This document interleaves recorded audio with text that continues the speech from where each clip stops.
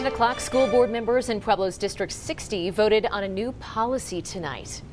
The topic, one that has set off debates in schools across the nation, specifically a rule change that would allow teachers and other faculty to address a student by their chosen name without altering the student's official records. KRDO 13's Paige Reynolds is live in Pueblo tonight, where parents and students on both sides of the issue came out to speak their minds. Paige.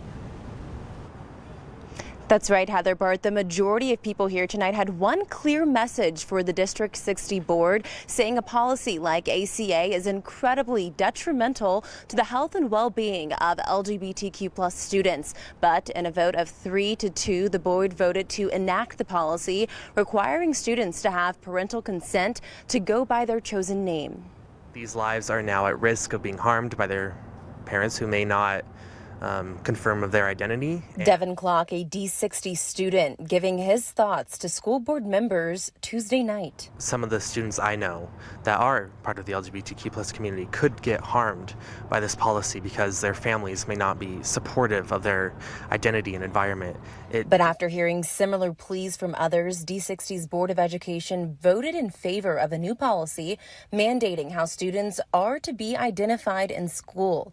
The district will honor a student's request to use a chosen name without altering the student's legal name in the student's official record. However, parents will be notified of the student's decision. Some, like D60 board president, says is necessary. I do respect your opinion. I do understand what you're saying. But honestly, I still can hardly believe that we're debating about this, excluding our parents from this conversation. Are we really going to allow a kindergartner to make a life-changing decision without notifying their parent or guardian? Many community members, however, maintain that the policy now makes it harder for schools to provide a safe space for students. This board was elected to serve our students. Yes, they were elected to serve the parents, but their main focus was to serve the students and their lives. And they did not do that tonight.